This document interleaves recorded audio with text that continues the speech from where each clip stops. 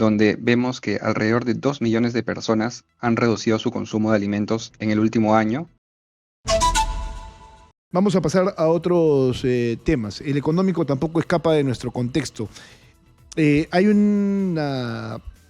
Esta semana se dio a conocer para que usted lo sepa, una encuesta de Datum sobre la economía, y el titular más llamativo y el seguramente más complicado es que al 63% de los peruanos no les alcanza lo que ganan. Es decir, hay una inflación presente, hay un incremento de precios y los sueldos se mantienen, no suben como si sube la inflación y los precios. Y entonces estamos con Fernando González, economista del Instituto Peruano de Economía. ¿Cómo estás, Fernando? Buenos días. ¿Cómo estás, Jesús? Muy buenos días. Buenos días a todos los que nos escuchan. Vamos a ser didácticos para que el público nos entienda por qué es que este porcentaje es importante o relevante. Y si es que, por ejemplo, ya que estamos en recesión, este porcentaje podría subir. Sí, en efecto. El porcentaje que mencionas va muy en línea con cálculos que nosotros hemos estimado desde el IPE, donde vemos que alrededor de 2 millones de personas han reducido su consumo de alimentos en el último año debido a problemas relacionados con el desempleo, con que el dinero no te alcanza, y esto en medio de un escenario de una economía que no crece y la ayuda de gobierno que no necesariamente llega a quienes más lo necesitan, ¿no? Entonces es urgente que el gobierno actúe con liderazgo de manera organizada para asegurar sobre todo que la comida llegue a las familias que más lo necesitan, sobre todo considerando desafíos futuros como el fenómeno del Niño, ¿no? Que sabemos que puede golpear incluso más el precio de los alimentos. Dice, el sondeo de Datum revela que la falta de ingresos para cubrir gastos básicos afecta principalmente a las mujeres mayores de 45 años. A pesar de que la inflación viene moderándose en los últimos meses, la situación económica de las familias continúa afectada en un año de bajo crecimiento, y ahora el 63% de los peruanos señala que sus ingresos no les alcanzan. ¿Por qué los sueldos no suben? Es un muy buen punto el que mencionas. Por un lado, existe un ajuste inflacionario que está aliviando a las familias, es decir, los precios ya no están aumentando a la misma velocidad que venían aumentando hacia fines del año pasado o inicios de este año. De hecho, la inflación, ya el último dato que tenemos disponible, octubre, se ubicó en 4.3%. Esto es cerca al rango meta del Banco Central, que es entre 1 y 3%. Sin embargo, esto por sí mismo no es suficiente para que las familias puedan solventar todos sus gastos o recuperen su capacidad de compra. Sobre todo en una economía que no crece, como mencionaba. El tercer trimestre nos arroja una cifra de caída de la economía de 1%, y esto es consistente con las proyecciones que tenemos desde el IPE de una contracción de 0.3% para el 2023, ¿no? Incluso con un riesgo a la baja. Entonces, todo esto lleva a que las familias estén más expuestas a situaciones como que los hogares reducen sus ingresos. De hecho, según la encuesta nacional de hogares, vemos que los hogares que han reducido sus ingresos pasaron de alrededor de 19% en el 2019 a 27% en el 2022. Y esto ha llevado a que alrededor de 6.3% de la población, que son 2 millones de peruanos, hayan reducido su consumo en este primer trimestre del 2023, ¿no? Lo cual es un máximo en 16 años, ¿no? Excluyendo la pandemia. Ahora, esto se relaciona con el incremento, por ejemplo, de la pobreza o la pobreza extrema. En el 2022, la pobreza extrema, los cálculos oficiales del INEI, fueron de 5% de la población. Y esta es la cifra más alta desde el 2012. Y cuando hablo de pobreza extrema me refiero a las personas cuyos ingresos no les alcanzan ni siquiera para poder suplir una canasta básica de alimentos, es decir, para poder alimentarse adecuadamente. Y yo te preguntaba, ¿no? ¿Por qué es que no suben los sueldos? Porque tampoco es que se pueda hacer esto de la noche a la mañana, y porque esto también genera una carga, ¿no es cierto?, para las empresas que en este momento están muy también afectadas por el proceso recesivo. Sí. Esta semana se conocía también que la economía peruana ha sufrido una contracción, ¿no?, muy fuerte, ¿no?, desde 1990, ¿no?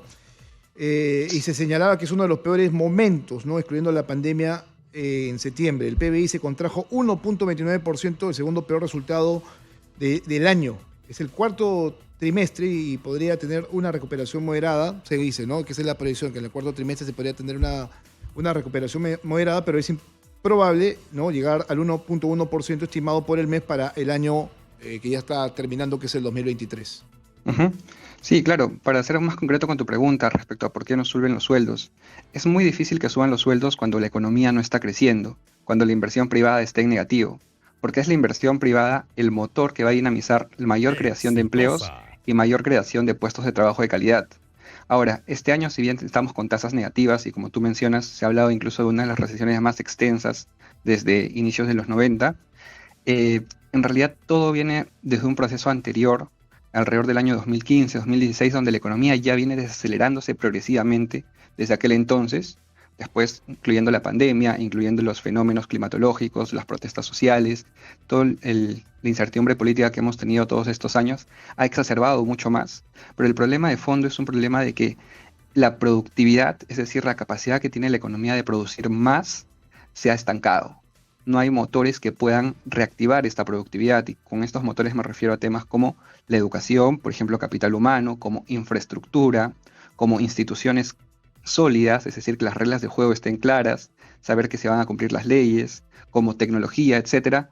Y todo esto, y salud, por cierto. Hablábamos, por ejemplo, del tema de inseguridad alimentaria que afecta a la capacidad de las familias de consumir alimentos, y esto afecta también la nutrición de los niños, las tasas de anemia, y al final afectan la productividad de las personas que tienen, por ejemplo, anemia en la niñez a lo largo de toda su vida. Entonces, ya de alguna manera se le está poniendo una restricción a que pueda desarrollar su máximo potencial. Entonces, todo esto se tiene que solucionar, sin embargo, las soluciones no son rápidas porque son problemas más estructurales que se tienen que atacar, digamos, hacia el mediano o largo plazo. Mm. En el corto plazo y de manera muy concreta, lo que se debe hacer es focalizar las medidas hacia quienes más lo necesitan, sobre todo en temas alimentarios, ¿no? Claro, Y esos aquí, son, esos son políticas abocadas a los programas sociales, asistencial, ¿no es cierto? correcto, pero lo importante de esto es que tenga una focalización adecuada, es decir, que llegue a quien verdaderamente lo necesita. Por ejemplo, tenemos el caso de las ollas comunes. Hacia fines del año pasado había más de 3.000 ollas comunes registradas, la gran mayoría en Lima metropolitana. Y es cierto que las zonas Exitosa. urbanas han sido más afectadas proporcionalmente por la pandemia, por la reducción de ingresos. Entonces, esto se explica en parte porque las zonas urbanas han sido más propensas a incrementar la pobreza, pero también nos habla de una alta concentración, en este caso de las ollas comunes, hacia Lima, y quizás la falta de un plan más descentralizado, más articulado, que pueda llevar la ayuda hacia todo el resto del país, ¿no? Nosotros hacíamos cálculos preliminares en el IPE y veíamos que más o menos el 25%, es decir, uno de cada cuatro hogares beneficiarios de programas como los comedores populares o como el vaso de leche, no eran clasificados ni pobres ni vulnerables, ¿no? Lo cual nos habla de que habría que mejorar el filtro para que llegue verdaderamente a quienes más lo necesitan. Eso es importante, el tema de los programas sociales. En una situación tan compleja como esta, darle al que menos tiene. Lo otro es que estábamos hablando de los sueldos. No es momento, y ya lo han dicho, de discutir el incremento del sueldo mínimo. Pero yo me temo que en las próximas encuestas lo que se va a tener que preguntar es también con cuántos trabajos o cuántos trabajos aparte del que tienes eh, estás, ¿no? Para poder Ujú. mantener lo mínimo en tu hogar. Es un muy buen punto. Por un lado, sobre el sueldo mínimo impacta o beneficia, podríamos decir, a los trabajadores primero que tienen que ser formales. Estamos hablando de alrededor de un cuarto de la población del país porque el 76% son informales. Y dentro de los formales, aquellos que son dependientes, es decir, incluso un grupo más pequeño y que además gana un salario alrededor del sueldo mínimo. En el IPE estimamos que esto es alrededor del 4% de la fuerza laboral, cuando la gran mayoría de trabajadores en realidad no se rige por el sueldo mínimo y es más, incrementos desproporcionados con un incremento de la productividad pueden hacer que sea más difícil que accedan al mercado formal, a un trabajo formal donde pueden ganar más. Entonces, estas medidas, si bien puede sonar bien desde el punto de vista político, en realidad su impacto es muy limitado en la práctica y más bien Exitosa. puede generar algunas distorsiones, ¿no? Lo importante es, como mencionaba, mejorar la productividad, la capacidad de producir más. En el Perú, en los últimos 20 años, los ingresos en términos reales, es decir, descontando el efecto de la inflación, han incrementado en alrededor de 60%, ¿no? Y esto ha ido de la mano con un incremento de la productividad de alrededor de 40%. Pero esto fue hasta el 2019. Y ya en los últimos años, más bien, los sueldos han caído, sueldos reales. Eso me refiero a que la inflación hace que incluso ganando lo mismo, esto permita comprar menos Sí, y la productividad también ha caído. ¿tienen ustedes en el IPE una idea de cuánto es que en términos de porcentaje se ha reducido los sueldos? Estamos hablando de alrededor de 15-20% 15, en los 20%. últimos 2 años. Ya, y para recuperar ese 15 o 20%, el peruano se va a tener que ver obligado a tener un segundo o tercer trabajo. Son parte de las estrategias, digamos, para afrontar la crisis que toman las diferentes familias, ¿no? Claro, pero Algunos, ustedes ya tienen ujú. data respecto a esto, de cuántos peruanos tienen más trabajo o se hacen de más trabajos para poder cumplir con lo básico. No tenemos información exacta, sin embargo, lo que nos dicen las encuestas es que sí hay una tendencia a incrementar, por un lado, el segundo empleo, pero por otro lado también a disminuir consumo, ¿no? Va de Ah, los dos bueno. lados. Yo Tratar estoy, de... yo Ujú. particularmente estoy viendo qué cosa hacer para tratar de también cumplir algunos gastos. O sea, no es que sea solamente el problema de uno, es el problema de todos en este momento, ¿no? Efectivamente, este es un problema sistémico. Justamente por eso estamos hablando de 2 millones de personas que redujeron alimentos. Eso es, digamos, el caso más extremo, porque uno primero reduce gastos que no necesariamente son esenciales. Pero llegar al nivel de reducir alimentación significa que en realidad el problema es bastante más amplio, ¿no? Entonces, sí es un contexto difícil y en el tema de seguridad alimentaria, sobre todo es necesario que haya un liderazgo del gobierno, porque actualmente no lo hay. Eso te Hay iba a preguntar, políticas. eso te iba a preguntar. Ujú. Y el plan de estímulo económico que ha lanzado el gobierno, no me acuerdo el nombre que le han puesto, pues les gusta ponerle títulos a sus programas con Punche y creo que es Juntos, no me acuerdo, Unidos, no lo sé, pero ¿qué tanto Ujú. realmente va a ser efectivo? ¿Ya lo han podido analizar ustedes en el IPE o no? Sí, claro que sí. Bueno, las medidas que ha lanzado el gobierno van a tener una efectividad parcial, porque se enfocan en poder incrementar la inversión, en poder sacar adelante algunos proyectos que son importantes, pero la realidad es que más allá de este shock inicial o digamos, o de este impulso inicial, para poder sostener esto, porque al final el problema, más allá de la caída del crecimiento hoy, es que tampoco vemos probabilidades de seguir creciendo mucho más hacia el 2024, 2025. Y esto es porque en realidad por un lado, la confianza, tanto de las empresas, de los empresarios, como de los consumidores, está baja. Está a niveles bastante bajos. Históricamente está por debajo en el tramo pesimista, más o menos desde inicios del 2021, y desde ahí no se ha recuperado. Y esto hace que en verdad las familias no estén dispuestas a invertir más, a consumir más. Todo esto retrocede la economía, ¿no? Todo esto, digamos, resiente la economía. Esto, además, en un entorno en el cual hemos tenido un ajuste monetario necesario para reducir las presiones inflacionarias, para reducir la inflación, y además cuando no hay necesariamente más inversión que esté llegando al país, te genera un escenario donde en verdad no vemos la posibilidad de poder crecer a mayores tasas en los próximos años, ¿no? Antes, el Perú entre el 2002 y 2021, sin contar la pandemia, fue el país que más crecía en América Latina en promedio y siempre estaba por encima de Del lo que 3. crecían en promedio nuestros pares. Pero en el 2022 eso ya cambió, crecimos menos y este año vamos a crecer, incluso vamos a tener un crecimiento negativo, es decir, una contracción. Entonces, hacia los próximos años necesitamos recuperar el dinamismo que veníamos presentando antes, y para esto se requiere no solamente un shock de una vez, que va a ser positivo, Exitosa. sino se requiere mejorar la productividad a un nivel más estructural, confianza en las instituciones y certidumbre, sobre todo. Estuvo esta semana el ministro de Economía, Alex Contreras, en la conferencia anual de ejecutivos CADE, Ujú. y decía lo siguiente: en este momento diría que hay confianza, pero con muchas dudas. Entonces, eso es bastante contradictorio. Tú tendrías que decirle a los empresarios, oiga, ya está, o sea, si caminemos o avancemos, no hay medidas específicas, las vamos a poner en práctica y trabajemos juntos de la mano, no tendríamos por qué estar del todo separados, ¿no? Tendría que ser mucho más firme el ministro de Economía, pero hay dos cosas que me llaman la atención.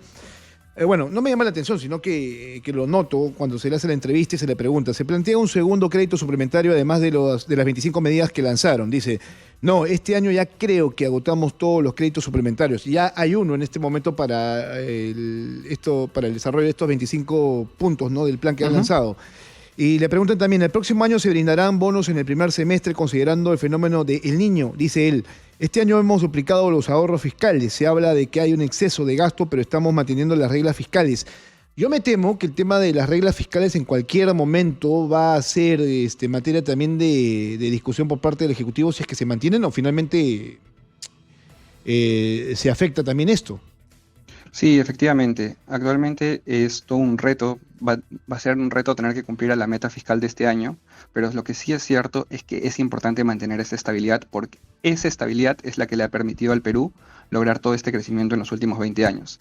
Sin las bases sólidas de tener finanzas públicas saneadas, finanzas públicas donde no se gaste constantemente más de lo que ingresa, son como la estructura de una casa. Ujú, No te claro. garantizan que vayas a tener 5 pisos de construcción, pero sin esa estructura no puedes construir ni siquiera el primer piso. Claro, Entonces sí es importante mantener eso. este es un país que tiene todavía, ¿no?, una economía saludable. No tendríamos que estar como en Argentina, aquí nomás, donde tienen una inflación de 142%, pero además un cero problema para cumplir con sus deudas. Sí, efectivamente. Y aquí lo importante para mantener la responsabilidad fiscal es enfocar el gasto hacia donde verdaderamente es el más necesario, más priorizado. Por ejemplo, hemos visto desde el Congreso iniciativas para poder incrementar remuneraciones de diferentes sectores, en el sector educación, en el sector salud. Es importante que las remuneraciones sean competitivas. Sin embargo, esto debe ir de la mano de una estrategia para obtener mejores resultados sociales, mejores resultados en educación, en salud, y no necesariamente aumentar por aumentar, incluso cuando no se tiene claro cómo se va a financiar esto en el futuro, Ujú. ¿no? Porque al final todo esto alguien lo tiene que pagar, Así es. ya sea con más impuestos o reduciendo el gasto hacia otros sectores que son relevantes. Hay que tener muy en cuenta ese equilibrio fiscal. Bien. Fernando, muchas gracias. Creo que era importante ser bastante didáctico con nuestra audiencia respecto a cómo la economía sigue golpeada, y la economía no solamente macro, sino la particular. Más adelante, en otro momento, hablaremos sobre las clases sociales, porque me temo yo que la impactada de por sí es la clase media, ¿no? Si es que todavía existe aquí en el La clase Perú. media y sobre todo la clase vulnerable, que son aquellos que pasa un choque, algo, y tienen todo el riesgo de caer en pobreza. Ujú. Yo Ellos son los mañana, más yo impactados. mañana pierdo el trabajo y caigo en pobreza. Eso está claro. Cualquiera que pierda el trabajo. Veamos Ujú. eso desde ese fondo también más adelante. Gracias a Fernando González, economista del Instituto Peruano de Economía, que siempre nos ayuda a tratar de entender cómo están nuestras finanzas a nivel de país y las propias también.